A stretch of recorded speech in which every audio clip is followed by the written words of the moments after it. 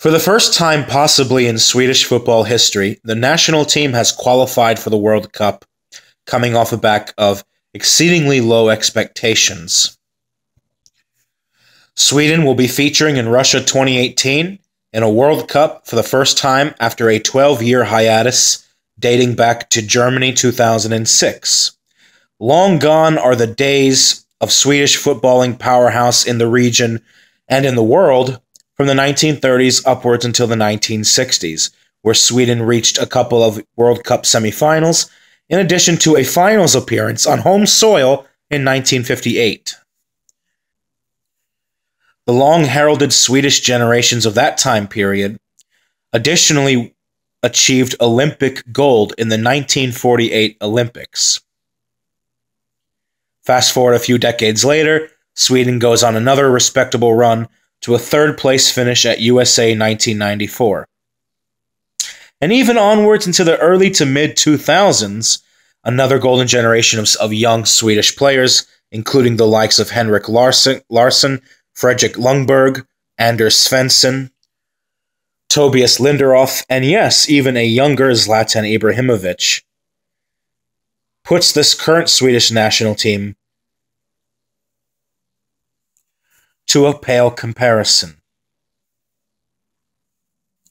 Around a decade or so ago, Sweden's current status within world football began to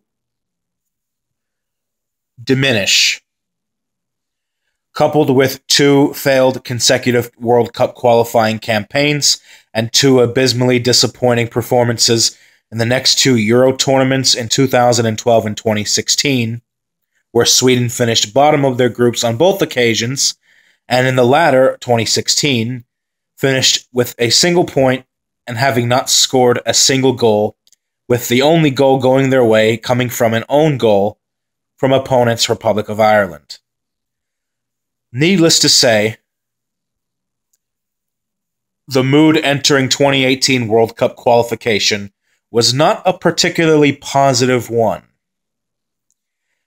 With the growing dissatisfaction towards Eric Hamrin, who was given the boot in the immediate aftermath of Euro 2016, Jan Andersson came in, the current manager of the squad, and took this current crop of Swedish players, by no means not very individually talented, when put in juxtaposition to their predecessors, and did the unthinkable, got them back to a World Cup, and doing so in dramatic fashion against superior opposition.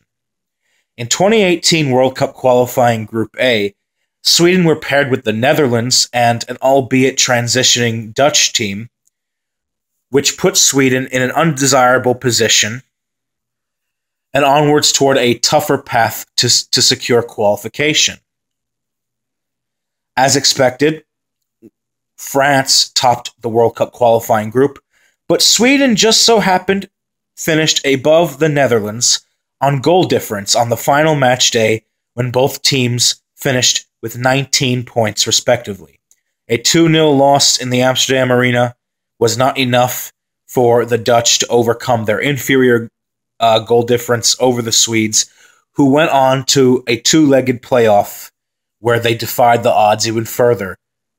In the playoffs, Sweden defeated four-time world champions Italy, who had never failed to qualify for a World Cup in 60 years, dating back to 1958. Coincidentally, that World Cup also hosted in Sweden. While many Swedish fans lament that this current crop of players are the worst that they've had in a generation's time, make no mistake about it, getting back to the World Cup is an incredible achievement for this Swedish team. Because while for most of Sweden's history the expectation was always to advance to the latter stages of tournaments and make deep runs, nowadays it was just about getting back to the World Cup itself. Let's talk a little bit about Jan Andersson, the current manager of Sweden. He's somebody that employs a very pragmatic approach to his managerial style. This is the same man who took local domestic club IFK Norrköping to a surprise victory in the Swedish club division, Allsvenskan. I hope I'm pronouncing that correctly. A club who just a few seasons prior had been relegated to the Swedish second division.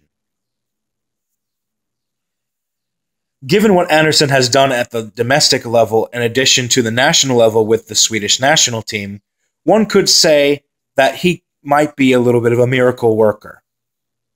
He has succeeded in taking a very limited Swedish team, maxing it out to its full capabilities to get results against better sides.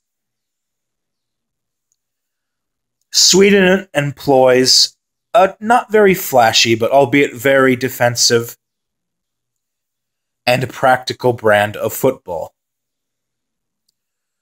What Sweden lacks in world-class prowess, they make up for in their physical stature and dominance in aerial positions and on set pieces, something that should really come in handy for them against group stage opponents Mexico and South Korea. As of a couple weeks ago, the 23-man squad for Sweden for the 2018 World Cup are as follows. Goalkeepers Robin Olsen, Carl-Johan Johnson, and Christopher Nordfeld. Defenders Mikael Lustig, Victor Nilsson Lindelöf, Andreas Granqvist, Martin Olsen, Ludwig Gustafsson, Philip Helander, Emil Kraft, and Pontius Jansson. Midfielders Victor Claesson, Jimmy Durmaz, Albin Ekdal, Emil Forsberg, Sebastian Larsson, Gustav Svensson, Oscar Helmark, and Marcus Roden. And forwards Marcus Berg, John Guidetti, Isaac Kleist-Thelin, and Ola Toivonen. Pardon my mispronunciation of some of those names. On paper, it should be realistically presumed that Sweden are just about the third best team in their respective group. If they are to advance to the round of 16 and beyond, they will have to rely on manager Jan Andersson outclassing his counterparts in Juan Carlos Osorio and Tae Sung in South Korea. Key players will be midfielder Emil Forsberg, and in my opinion, I would say Marcus Berg as well, if they're going to have any creativity going up front in that final third. Sweden is quite fortunate to be back at the World Cup. They did so against the conjecture of their critics, but in doing so, they have put Sweden back on the map on the international stage in World Cup history. They do benefit from a World Cup being played on European soil, specifically extreme Northern Europe, as well as the fact that they have a little bit of a history and familiarity with the German national team. Perhaps Sweden can stump Germany in that second group game, as the Germans are so used to, and force a result. Definitely not out of the question. Sweden will seek to get to the latter rounds of the tournament, but making it back after such a long gap in between, by their standards, is an achievement in and of itself. Should they get to the round of 16, they will likely have to topple yet another giant in the form of Brazil, a team that they also have history with going back several decades. That seems too tall of a task, but if Sweden were to get that far, it would indeed crown off a remarkable campaign.